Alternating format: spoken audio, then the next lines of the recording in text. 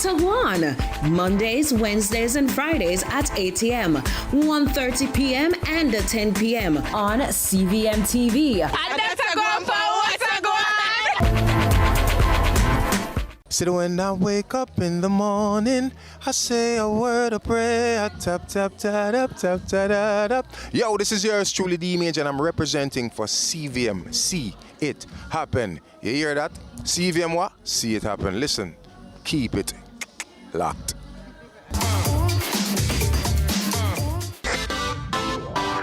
Every dream conquered is another dream game. I land and I fly again like a jet plane. Headed straight in your direction. 'Cause I'm wiser, one step closer.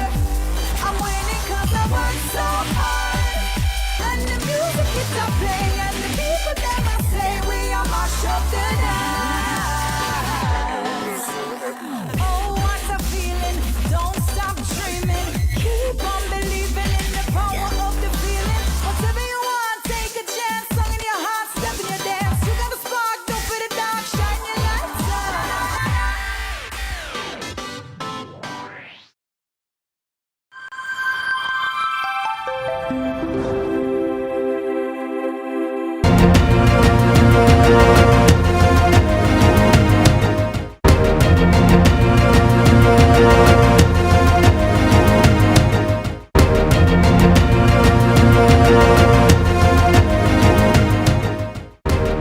Tonight on Lead Story, more reactions to the Integrity Commission's explosive investigative report into the affairs of the country's gun authority. Deputy Prime Minister, Minister of National Security, Dr. Horace Chang, will join us. We will also hear from the opposition on this contentious issue after it called for the resignation of the gun authority's boss, Shane Dalling. Opposition spokespersons Zalika Jess and will join us. Of course, we'll also discuss tonight the issue of the stipendiary justices. It's back in the headlines again. Should justices of the peace be paid for what they do, or should it continue to be service above self? We'll discuss. I'm Tyrone Reed, sitting in for Jody and Quarry, and this is Lead Story.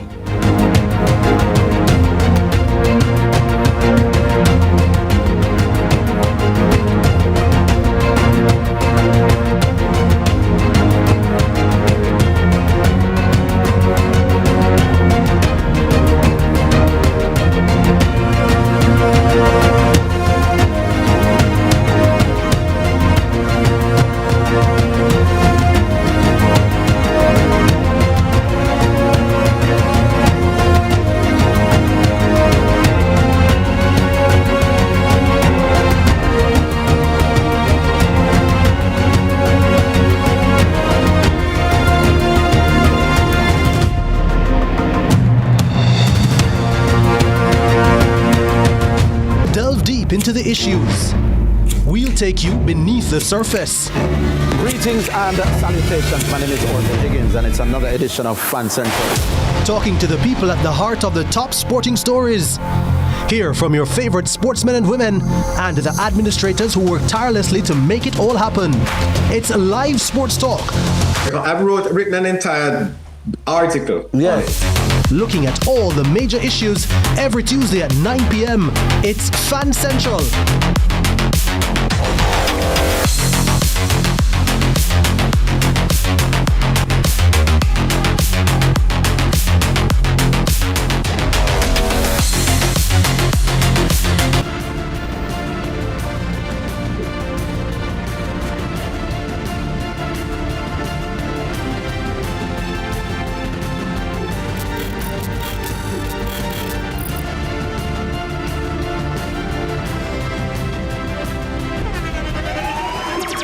The internationally acclaimed On Stage with Winford Williams. At a new time, Saturdays at 8 p.m. on CVM TV. So much more.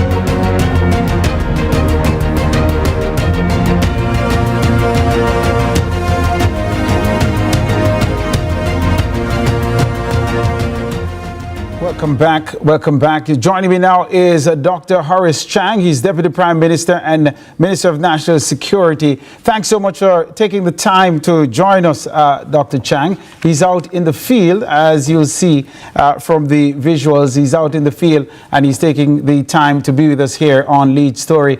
Top of the afternoon to you, Dr. Chang.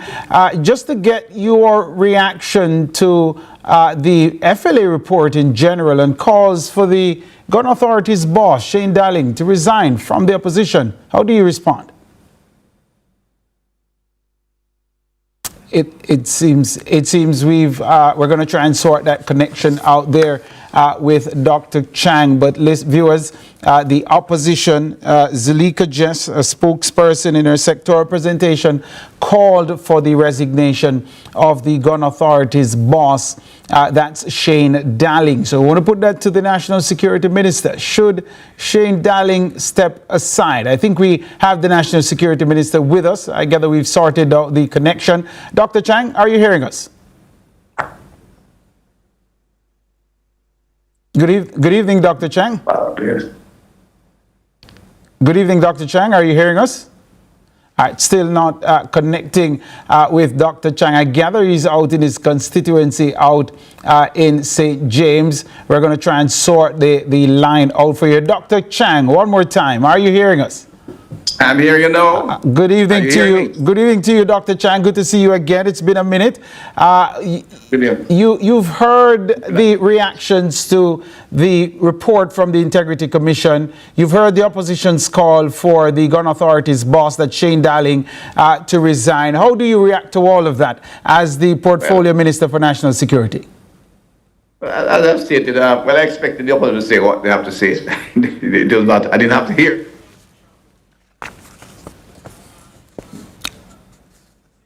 We're absolutely having some signal issues, as you know, viewers, from the passage of Hurricane Melissa. We haven't really quite recovered as yet. Hopefully we'll be able to sort that out and get the views of Dr. Horace Chang. So we're going to take a quick break right here. All right. We have a clip lined up for you before we throw to the break of Zulika Jess in the nation's parliament making a presentation during which she called for the resignation of Shane Darling. Let's have a listen. If we needed any further proof that the administration of firearms in this country is broken from the top down, we need look no further than the Integrity Commission's own report 37 of 2026. That report tabled yesterday found that the Firearm Licensing Authority, under the watch of its Chief Executive Officer, Mr. Shane Darling, presided over a vault where ammunition belonging to private citizens went missing. A computer system that was deliberately manipulated to destroy the livelihood of a licensed dealer using the identity of a man who was already dead. And a server whose catastrophic failure conveniently erased the very evidence that would have identified who gave the order. Madam Speaker, a man who runs an authority where the dead are used to falsify records, where vault doors cannot account for what is inside them, and where evidence disappears without consequence, has no business holding public office.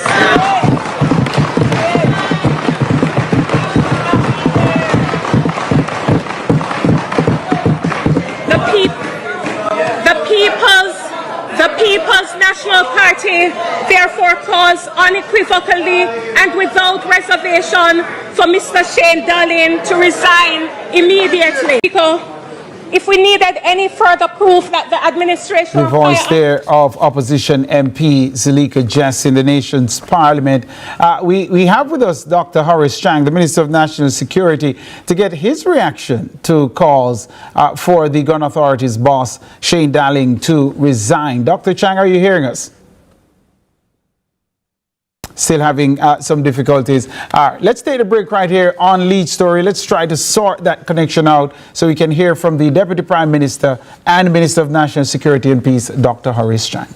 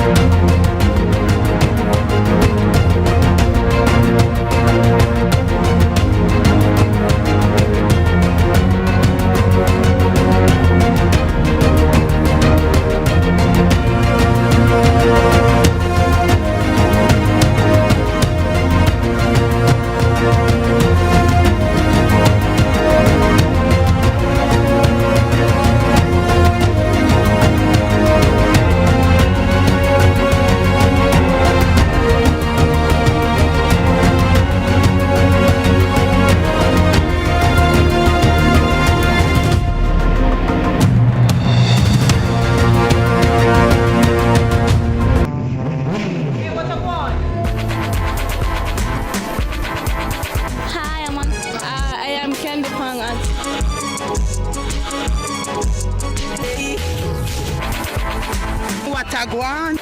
What a guan? That's a guan pa. What a guan? What a guan? What a guan? Mondays, Wednesdays, and Fridays at 8 a.m., 1:30 p.m., and 10 p.m. on CVM TV. That's a guan pa. What a guan? Let's delve deep into the issues. We'll take you beneath the surface. Greetings and salutations. My name is Horace Chang, and it's another edition of Fan Central. Talking to the people at the heart of the top sporting stories. Hear from your favorite sportsmen and women and the administrators who work tirelessly to make it all happen. It's live sports talk. I've written an entire article. Yes. Looking at all the major issues every Tuesday at 9 p.m. It's Fan Central.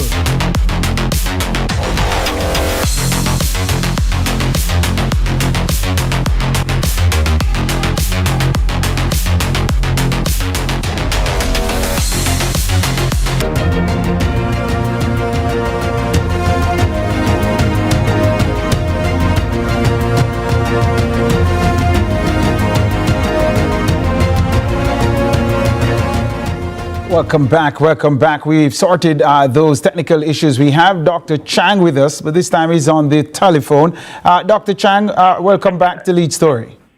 Good to be with you. Good afternoon. Indeed. How are you? Good to hear from you, Dr. Chang. It's been a minute. But I put it to you squarely, Dr. Chang, your reaction to the cause for the gun authority's boss to resign, given what the report says into the affairs of the FLA. No, it's not a reaction. That speech on the written from last week Thursday, so I expected it. No, there's no reason for the CEO to resign. I mean, there's nothing in the report that suggests he should resign. In fact, they made clear that there was no culpable action from the evidence they had. They have a number of allegations which they investigated. They drew some conclusions on some of the allegations, but you need to, when they're dealing with someone's employment, to deal with evidence.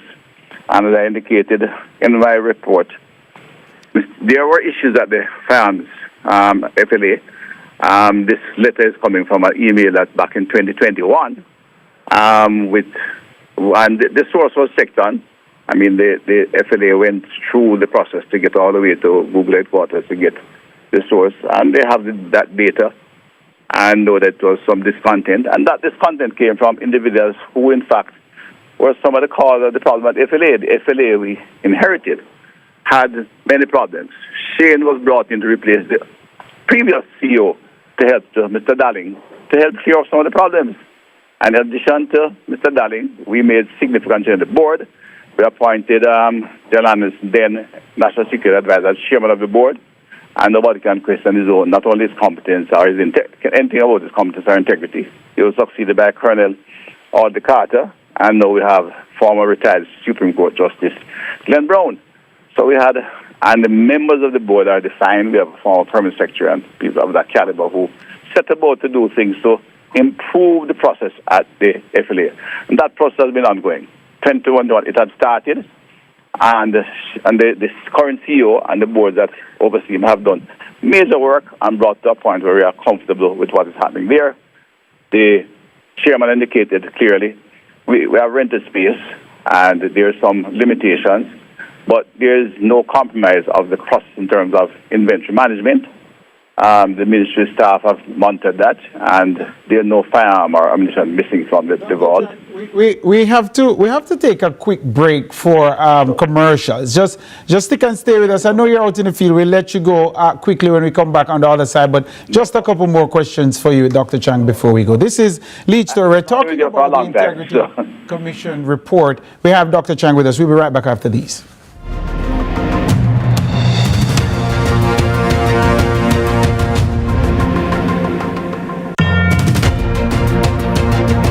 Jamaica's unemployment rate has fallen to 3.3%, down from 13.2% in 2016. Our government's continued focus on job creation is delivering real results. We are building Jamaica. The time by the Office of the Prime Minister is... At Hawkeye, we work hard to develop state-of-the-art security solutions like our new Total Connect smart home automation system that gives you 24/7 access to control your appliances, lights, cameras, and doors using your your smartphone, tablet, or PC.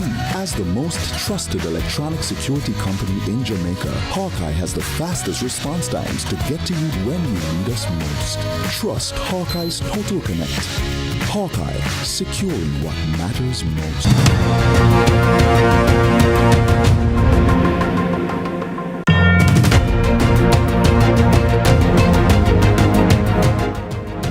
Welcome back. This is Lead Story. I'm Tyrone Reid. We're talking with the country's National Security Minister, Dr. Horace Chang. We're talking about the Firearm Licensing Authority, the FLA, of course, the ministry that he is the political head of, has responsibility for the FLA. Dr. Chang, before we let you go, we have to ask you, Dr. Chang, I hear you saying there isn't too much in the report, but when one looks at claims of manipulation of official records, missing ammunition and inventory problems, the loss of critical electronic evidence, and in particular that issue of the loss of electronic evidence, doesn't it appear, Dr. Chang, a tad convenient that the server failure would take place in the middle of an investigation? No, well, the investigation is going back for issues from 2021 and before. And as I indicated, some problems were there which the current CEO, along with the oversight of the board, have been correcting. If you take allegations and put them in a certain context, then it appears almost to be the truth. There was indicated clearly by the report that they didn't find anything of which the CEO was culpable to prosecute. They didn't find evidence. These are charges laid by individuals. In fact, these are charges laid by individuals who were themselves discomforted by the new operation of the FLA, which removed from the circle of influencers certain people feel that they have privileges which were not there. The FLA. Allow me to jump in here. But the prosecution can't be the only bar, can it? There is the moral bar, there is the accountability bar, there is the bar of someone failing to carry out their job the way they should. It can't just be about prosecution. They were not a charge laid out, and I am confident that the individuals involved have carried their job effectively. The members of the board, the people who trained the board, have been people of the highest level of integrity, and they administered their responsibility very well, and the CEO adhered to those regulations. As I said to you, allow me. Many of the companies that come are individuals who exercise undue influence on the board and exercise the privilege of the board, which Mr. Darling stopped, and it is now operating low. Besides our accountability process.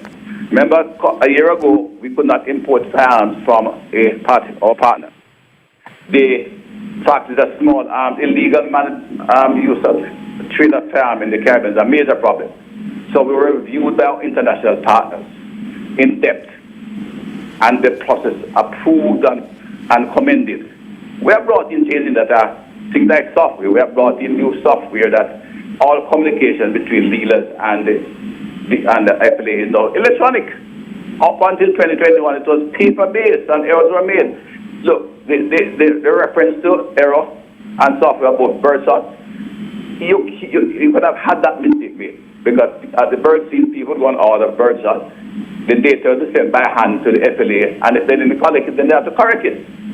It's a people-based operation. All right. So bird shot is not a source of criminal activity in Jamaica. Let me see if I can get my final one into you before we have to let you go, Dr. Chang. No, but you need people to understand. The 22 rounds which were alleged missing were in the air because I said it fell out of a bag inside here. They found them, they replaced them. And 22 is not a source of criminal activity. If you give a man in the gate a 22 fire and laugh at him, you claim marble. So these are not things that was any high risk. So we have to be proportional in our response.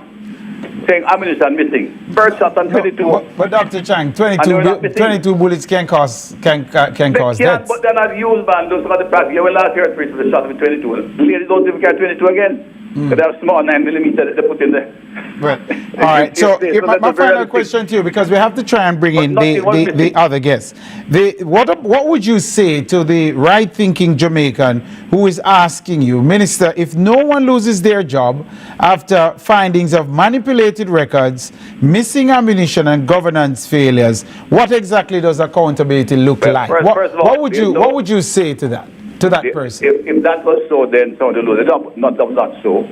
The current CEO, along with his staff, has been working to bring about the kind of processes and reliability and certainty in structure that the FLA effectively and have brought to a stage where we are entirely satisfied. The last step will be to get a new building which will be purpose-built and have adequate size to deal with Jamaicans who are leaving the firearm for long periods, and we have to legally forfeit them before you destroy them.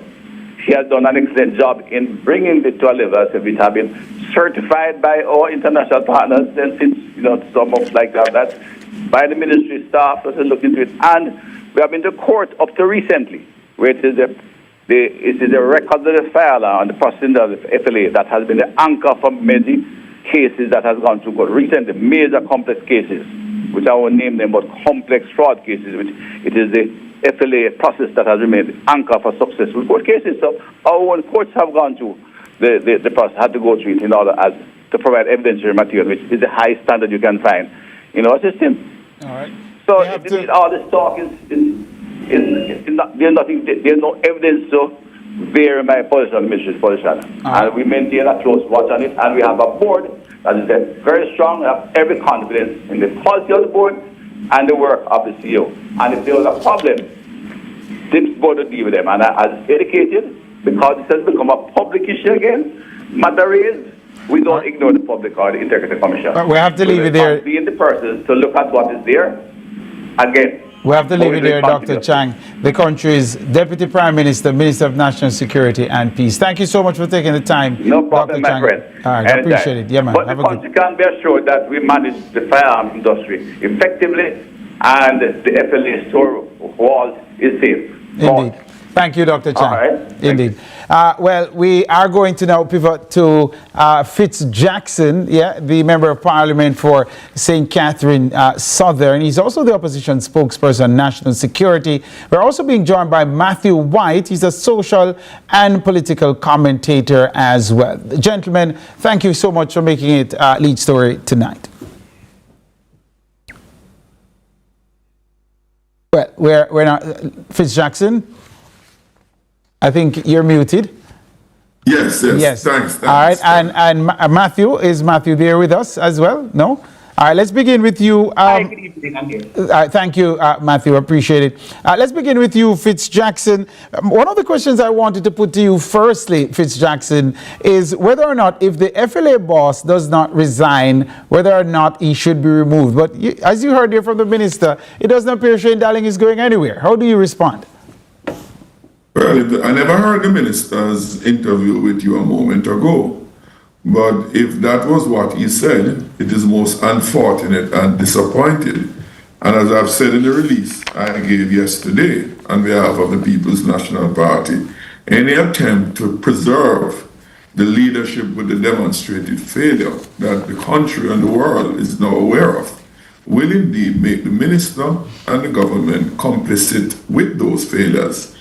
And of course, that is not in Jamaica's interest. It is not in the interest of the security of each individual. It is not in the interest of transparency. It is not even in the interest of investments in the country. Who would want to come to invest in a country where such open breaches are accepted as okay?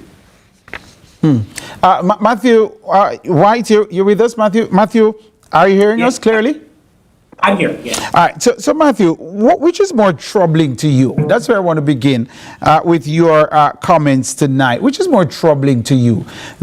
What happened at the FLA or what happened to the report after it reached Parliament? So what the findings were or the process that got us to the findings? What is more troubling to you?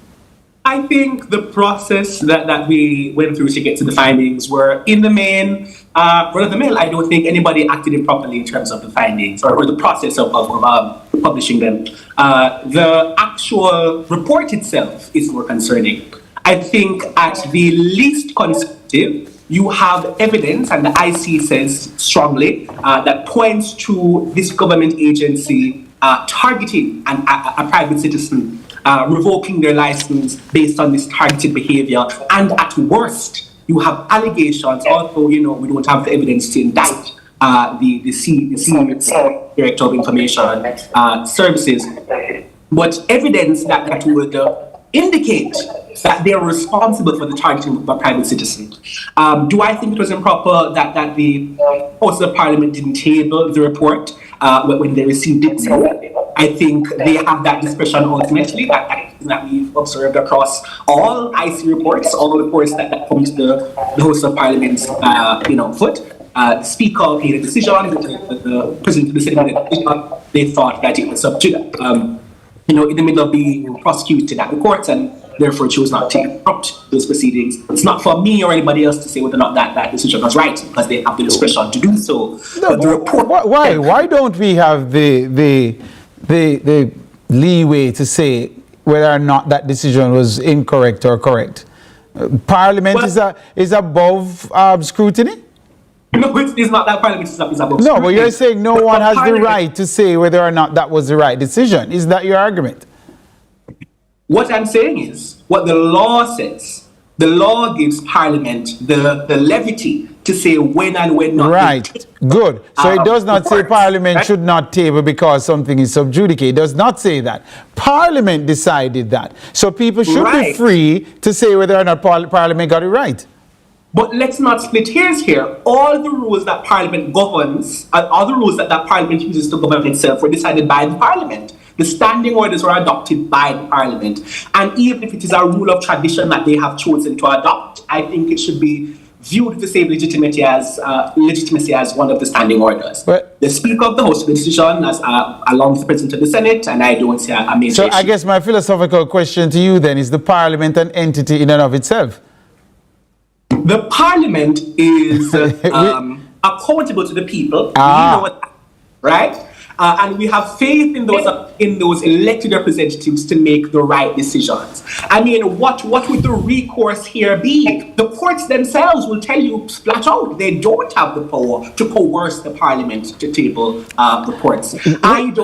But that's the very thing, Matthew, that made this decision curious, because in a previous matter of a similar nature, the court ruled that the Parliament was not bound by what was taking place in the court. They were free to table the document. The court made that free to do so. Right. So why then muzzle yourself? I find that to be curious, because the court has already said the Parliament is well within its right. Yes, not ultra vires, but intra vires, I think is the term it used, to table or not to table. The decision is theirs. Now, why take a decision that does not err on the side of transparency? That's the issue I have with it as a citizen. But let me put this one to Fitzjackson. Fitzjackson, the report highlighted the loss of important electronic evidence following a server failure, raising concerns about governance, record keeping, and oversight. There are many people who are looking on Fitzjackson and saying, look, this seems mighty convenient that in the middle of an investigation, there's a server failure. Evidence of it speaks for itself. It speaks for itself. And when that happens, it speaks to the level of, well, either the intent behind or the poor, careless, reckless practices of the management of the institution that caused these to happen. And remember, we're not talking about records about sales. I mean, a commodity, food and patties and the rest. We're talking about firearms, we're talking about ammunition, and all of those translate into life and death issues. That's the depth of what we're talking about. Is that just as a mere slip of the tongue or slight misfiling? These, by virtue of what we see in the report, represent some deliberate action on the part of the institution. And that's just, as my friend said, don't split hairs. The evidence are plain. Is it acceptable, yes or no? And if it is not acceptable, what ought to be the appropriate course of action? We have to take a break right here, Fitzjackson. Just hold that thought for us. The FLA is still in the crosshairs. We're talking about it tonight. We soon come. Take a break right here and come back.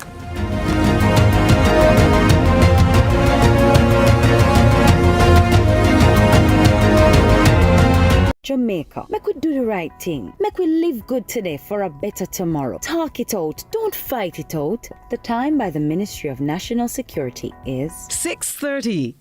Employers, once a month, you have the power to shape Jamaica's future. By paying your hard 3% contribution, you're not just contributing, you're investing in people. in skills in our economy. Your heart contribution trains working-age Jamaicans, aligns programs with workforce needs, and secures our future. That's not just contribution, it's transformation. Contribute to heart and to your future.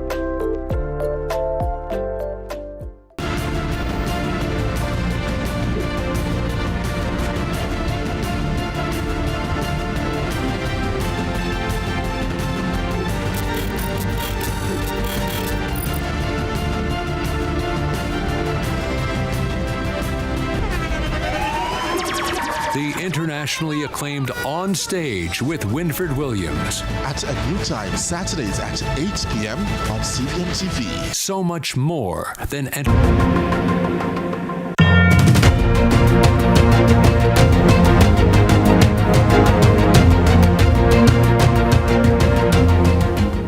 Welcome back. This is Lead Story. I'm Tyrone Reed. The country's gun authority, the Firearm Licensing Authority, is still in the crosshairs of public debate and dialogue because of this report tabled by the Integrity Commission, an investigative report into the affairs of the gun authority. We have with us continuing Fitzjackson, Member of Parliament for St. Catherine Southern and opposition spokesperson on national security. We also have Matthew White, social and political commentator, and we're also now being joined on the Lead Story here by Zalika Jess, Member of Parliament for St. Elizabeth Northeastern, and she's the opposition spokesperson on justice. Thank you so much for joining us, Ms. Jess. Zalika Jess, are you hearing us? Hi, good afternoon. Thank you so much for having me. All right, top of the evening to you, and we appreciate you taking the time to be with us here on Lead Story. You called for the resignation of the gun authority's boss, Shane Dalling. Do you expect that civil society will support that call, given the details in the report? Well, we expect that with such damning findings coming out of that report, and bearing in mind that we are dealing with an institution that oversees deadly weapons, I would expect that reasonable and well-thinking Jamaicans will join the call for the CEO to actually demit office. But the truth is, I do not know that Mr. Dalling should actually wait for civil society to join that call. I believe that the honorable and decent thing to do is for him to look deep within himself and understand that he cannot continue to preside over an organization where dead men are purchasing bullets. It is simply unacceptable. So we expect that good sense will prevail. The security minister is saying the findings are not as damning as the opposition is making them out to be. Do you agree with that assessment? I absolutely do not. Based on my understanding of the findings coming out of that report, you have had a situation where a man who is confirmed to be dead would have been on record as having purchasing rounds of ammunition. I believe it was 25 days after he had died.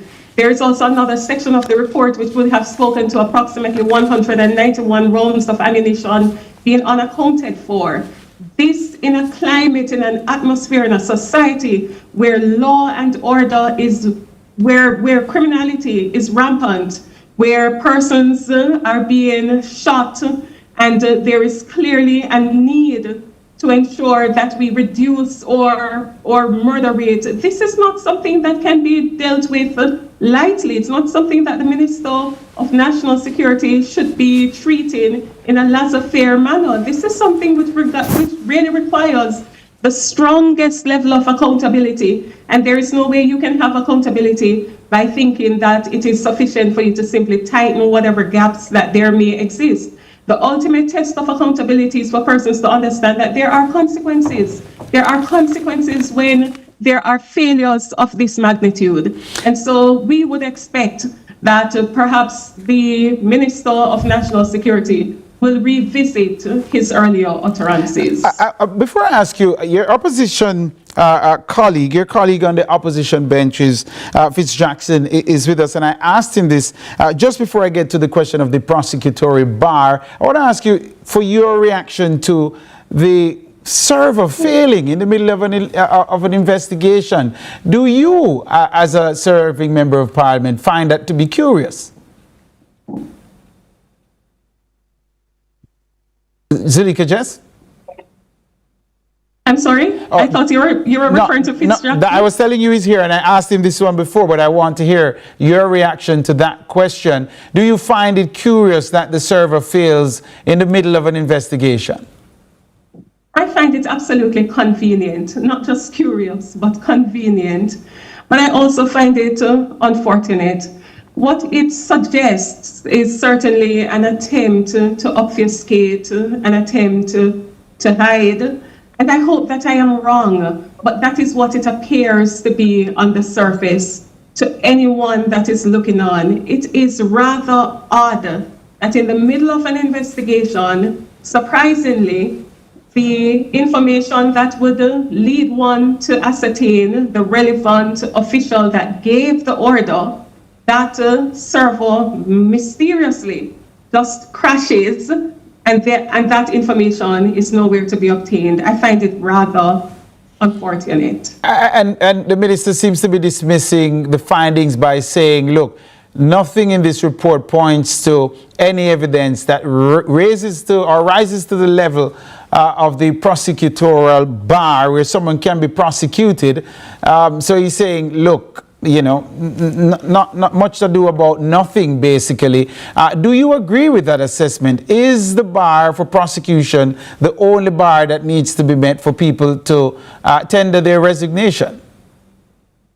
Well, I wasn't aware that the minister had a degree in law. I feel as though that is a matter that is completely within the remit of the Office of the Director of Public Prosecutions. I would hope that the minister would seek to inform himself and to get proper advice before taking that particular course. I do not know that with the information that I have seen, I would have come to that same conclusion. I cannot say that I could have. And so perhaps the minister ought properly to explain the basis on which he has arrived at that legal position. I'm not attempting to speak for the minister, but there wasn't any indication from the Director of Corruption Prosecution that anyone ought to be charged with anything. I gather that's the basis of the assessment. But do you agree with it? Is it that we can hold public officials accountable even if they don't get to the bar where they've committed a crime? That is my question to you. There are several bars of accountability.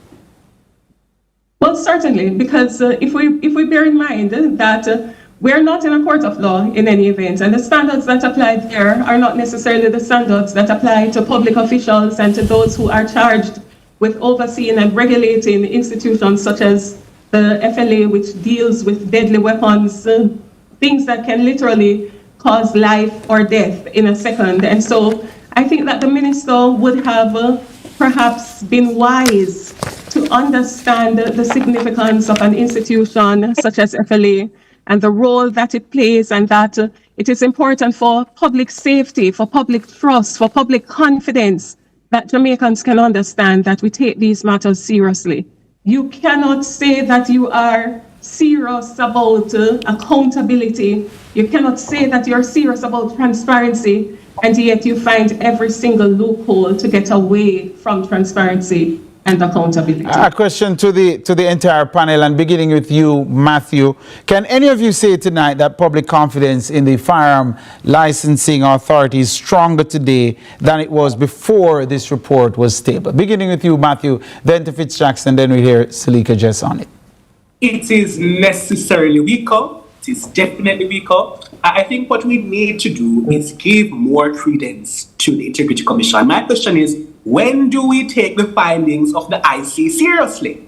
The IC is necessarily and intentionally very conservative, right? They don't make blanket accusations. So when they can say to you confidently, we know that this person has been targeted, it would not be strange for any John Brown or Jane Doe to say to themselves, I am not comfortable with the way the FLA is being run, because the Integrity Commission has said to me in no uncertain terms, the leadership has at least allowed not necessarily being complicit in, but at least has allowed for private citizens to be targeted in their regular operation of legislative function. That to me is concerning. It should be concerning to any regular Jamaican. The FLA is legal and it needs to be investigated. Should the boss of the FLA resign, Matthew?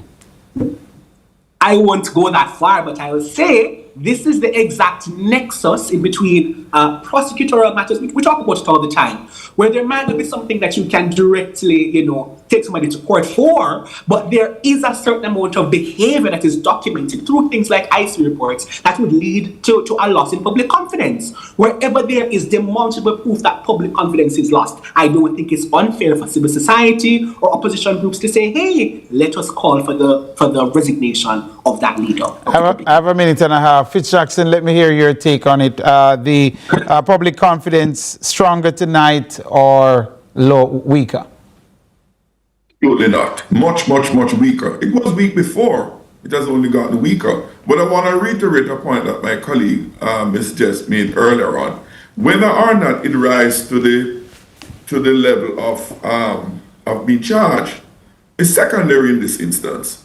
Public trust and confidence is paramount in public institutions. And when you have damning evidence of the things that have occurred, it is on that basis alone the incumbent ought not to remain in office. Zulika Jess, on that question of the public confidence in the FLA, stronger or weaker since the tabling of the report? It is certainly at an all-time low. I think that Jamaica is disappointed with this type of almost tepid response coming from those who we would have expected, at the very least, to understand that a matter of this magnitude, something that crosses and touches and concerns every single Jamaican, because we're all affected when matters like these arise. One would think that this was the prime time for us to show that we're really actually tough against corruption, that we're tough on transparency, tough on accountability. The public isn't seeing that right now. I haven't heard it. I'm not certain if you have. I haven't heard any civil society groups coming out supporting your call. Have you heard it? Perhaps they are still reviewing that 130 odd pages, and they will make the call shortly. Jackson, you wanted to come in there? It's early days. It's just a couple of days ago that document, which is a very detailed document. I'm still going through it. All right. We have to leave it here. I want to thank Fitz Jackson and also Matthew White for joining us inside this segment of Lead Story. They're going to take their leave of us. Thank you, gentlemen. But Zulika Jess will stick and stay with us. When we come back, the question is to pay or not to pay. And we're talking about justices of the peace. Soon come.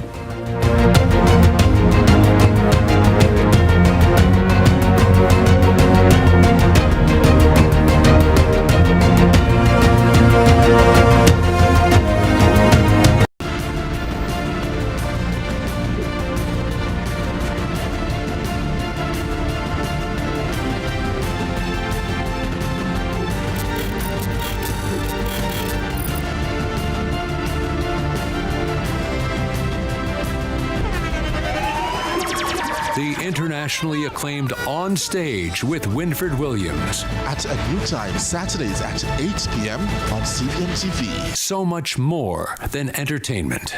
Everybody want to see a country right now. One thing about Jamaicans, we might have differences, but we know when something is good for all of us. And when we work together against crime and violence, we are stronger than ever. And that's how we know the Citizen Security Plan can work. That one name CSP. The Citizen Security Plan is an initiative of the Ministry of National Security in partnership with the European Union. It's an all-of-government effort to create safer streets and build stronger communities. Go to mns.gov.jm to learn how you can play your part. Let's delve deep into the issues. We'll take you beneath the surface. Greetings and salutations. My name is Horace Chang, and it's another edition of Fan Central. Talking to the people at the heart of the top sporting stories. Hear from your favorite sportsmen and women and the administrators who work tirelessly to make it all happen. It's live sports talk. I've written an entire article. Yes.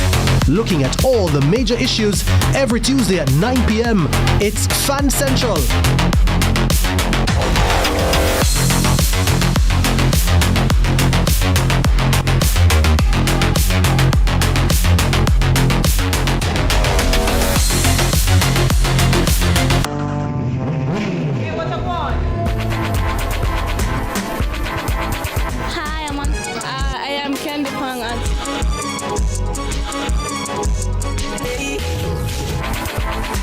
What a go on? What a guan? That a go on, pa. What a guan? What a guan? What a guan? Mondays, Wednesdays, and Fridays at 8 a.m., 1:30 p.m., and 10 p.m. on CVM TV. And that a go on, pa. What a go on? Every dream conquered is another dream game. I land and I fly again like a jet plane. Headed straight in your direction. 'Cause I'm wiser, one step closer. I'm winning 'cause I work so hard. And the music keeps on playing, and the people never say we are mash up the dance. Oh, what a feeling! Don't stop dreaming. Keep on believing in the power of the feeling. Whatever you want, take a chance. Song in your heart, step in your dance. You got the spark, don't be the dark. Shine your lights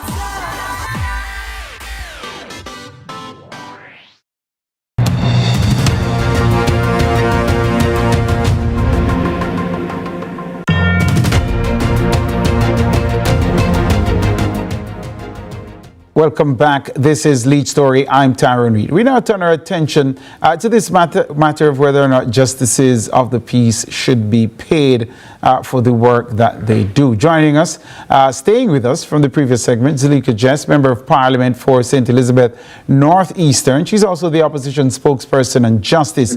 We also have joining us now Trevor Heaven. He's a civic leader and former president of the Lay Magistrates Association of Jamaica. All right, top of the evening to you. Welcome, Mr. Heaven. Thanks for joining the conversation, and thanks for staying with us, Zuleika Jess. Thank you for having me. Thank you so much, my brother. I appreciate it. Let's begin with the lovely lady among us. Zuleika Jess, should JPs be paid for the work they do, or should it continue to be service above self? And my answer is really a resounding yes, they should be paid a stipend. I want to make it clear. I'm not calling for them to be paid a lavish salary. I understand and I appreciate that the post is indeed primarily that of a voluntary nature. But the harsh reality is justice cannot run on charity alone. What that means is that we understand that in a modern democracy where JPs are increasingly being called upon to provide services such as visits to remand centers, to prisons, they serve as lay magistrates in court, they sign documents, they have to pay for ink, printer, electricity, gas for transportation, etc. We understand that that is not sustainable voluntarism, and that with the mounting costs, it has simply become unbearable for many JPs to serve in the way that they would love to serve. The reality is we have a situation in Jamaica where there are some persons who only seek to become JPs so that they can have the two letters behind their names. But then when you want to have documents signed, when you want the services to actually be performed, they're not willing to make themselves available. But then you have, on the other hand, most JPs who actually offer these services because they have a genuine desire to serve, but they're unable. The heart is willing, but the pocket is weak. They are unable to continuously maintain these kinds of services in the way that they would like to. And so it is against that background why we feel that it is important in this modern dispensation for us to acknowledge the practice that has been established in other more established jurisdictions, such as in the United Kingdom, in Canada, in Australia. In those jurisdictions, even though JPs continue to serve on a voluntary basis, a stipend is paid, or oftentimes their operations expenses are covered by the state, travel allowances are provided. There is a form of compensation to ensure that the wheels of justice are not running on simply charity alone. I hear your argument, Zuleika Jess, on the mounting expenses, but your argument doesn't address the elephant in the room. There are bad actors among the JPs. You basically faintly touched on it when you talk about those who have the letters behind their names, but they are not performing the functions. There are bad actors who, it's not simply about collecting money from individuals to replace ink or paper. We have JPs who are writing recommendations of people that they've never met. And the first time they're seeing them is when they're standing before them, and that has been captured on record via investigative reporting. Don't we need to go through and weed out the bad actors from among the JPs before we introduce this business of paying a stipend? There are bad actors in every single profession. I'm an attorney at law. There are a number of attorneys who are struck off on a yearly basis. There are many doctors who are charged for medical negligence. In any profession, you have police officers who are regarded as rogue.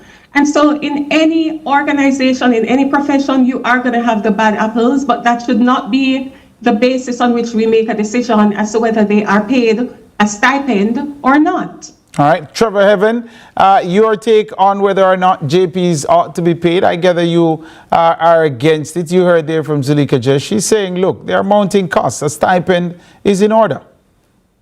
Listen, I'm MP Jess, good afternoon. Good afternoon, sir. I totally and absolutely take the point that MP Jess is putting on the table. And I do agree with her. But the thing is that at commission, we actually vowed to render our services free of charge.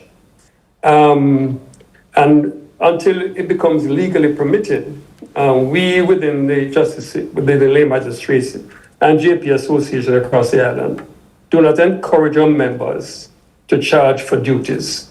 What it does, it leads to all kinds of conflicts of interest. It leads to potential extortion. It leads to the compromising of the integrity of the Office of Justice of the Peace. There are persons out there, and then I use the word rogue justices that MP suggested. We do acknowledge that. But as it is right now, until the ministry do allow for a stipend to be charged, we, from our association, does not encourage our members to charge for services rendered. Yeah, but charging is breaking the law, right, Mr. Heaven? If they charge now, they are in fact breaking the law. As it is right now, it's illegal, right? Do we need to see them arrested? Let me ask you that question. Are brought before the courts? If it's illegal, do we need to see JPs being arrested, brought before the courts for breaking the law? No, the law is the law. I mean, and if you break the law, then the duties and the penalties follow, whatever that may be. So I'm not going to go there because I really don't know what the rules are. But what I can say to you, though, that, and to take this discussion even further, is that whilst I was in chair as president of the Lay Magistrates Association of Jamaica, we've had several meetings with the Minister of Justice, Honorable Delora Chuck. Matter of fact, we met with him quarterly. And one of the things we had on the table is this very item, the question of a stipend. At the time, he indicated that there were monies within the ministry, and he was willing to pay for services, enumerated by MP Jess, regarding those expenses that are refundable. Transportation, lunch, all those kind of things in the action of their duties.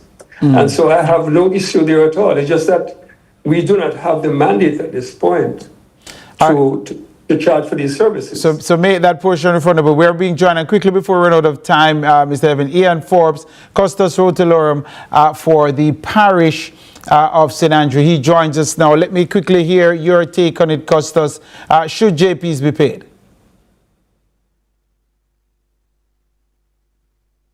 We're not hearing the Custos. No, we're not hearing him. I'm sorry. My apologies. Oh, please, yes, go ahead. We have about 30 seconds, and we'd love to get your view. By the Justice of the Peace Act of 2018 prohibits justices of the peace to solicit, accept any gift, be it financial or otherwise, for services rendered. I heard MP Jess's comments earlier, and I've listened to Mr. Heaven as well. And I think the conversation has to continue. Presently, the legislation forbids it, and persons are being sensitized by our mandatory training. One of the first things they're advised of is that there are no charges for services rendered. So you come in knowing that is the that is the case. Thankfully, the bad actors are in the minority, but one bad actor is one too many. But what do we do to rid this system of the bad actors, Custis? That is the question, because it's an open secret that they exist. I tell you, there are some who travel over 60 miles away to set up shop in certain locations. Of course, the number have been nabbed recently, and we continue to track them. And the law will take its course. I think we have one who reoffended. His seal was pretty much withdrawn. It was taken away. He was struck off. Yet he was found in possession of another seal and created another act. And of course, he's now behind bars. Yeah. Aren't the seals issued by the states, or how would he come in possession of another seal? That is a very good question. And of course, those investigations continue. But the full force so of the you law don't know. Right now, you're not sure how he came into possession of another seal. You don't know. We are still investigating. Oh,